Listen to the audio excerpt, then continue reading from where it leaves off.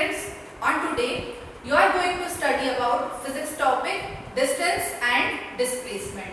So now we will discuss on distance and displacement. Okay. First of all, you will have to clear what is distance. To define distance, we use the definition that the total length of path covered by moving object is called distance of that object.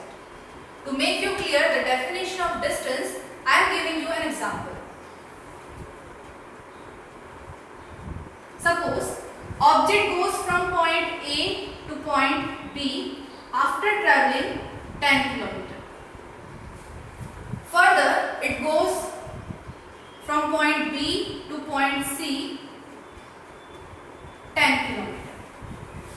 In this example, the total length of path covered by moving object is 10 plus 10. The answer is 20 km. Okay. So in this example, the distance will be 20 km. Now, distance is a scalar quantity. Now, what is the meaning of scalar? It means to define distance, we require only magnitude, or you can say that we require only numerical value. As you can see in this example, that distance is 20 km. Here 20 is the magnitude. Okay. Therefore, we can say that it is a scalar quantity. One more thing you will have to note in this definition, that distance remains always positive. I am adding this line here. Distance remains always positive. Okay. Now you have to clear about displacement. Okay. The definition of displacement is the minimum length between initial and final position of moving object is called its displacement. Okay. To clear displacement, we have an example. Suppose object goes from point A to B 10 km. Further it goes B to C again 10 km. Okay. In this example, A is the initial point because object starts from this point. Okay. And C is the final point because object ends at this point. Okay. So in this example, distance between initial and final point will be the displacement of object. So here the displacement will be also 20 km. Okay. In this example, distance and displacement both are equal. But you have to note that distance and displacement both are different quantities. How? I'll show you. Here I am writing distance and here displacement. In first example, the value of distance is 20 km and the value of displacement is also 20 km. Now in second example, suppose object returns from point C to point B. Then object again travels 10 km. In this case, total distance will be 10 plus 10 plus 10.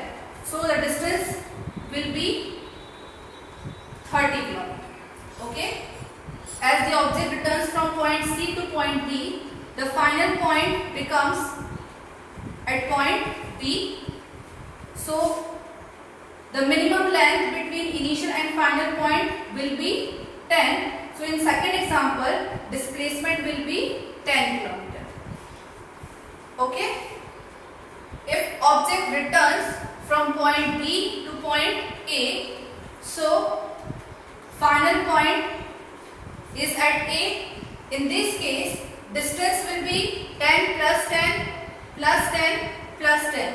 So distance will be, in third example, 40 kilometer, but since initial and final point is same, so displacement will be 0. Okay, so you conclude that distance can be greater than or equal to displacement, or you can see that displacement can be less than or equal to distance. To make you clear well distance and displacement, I am giving you another example.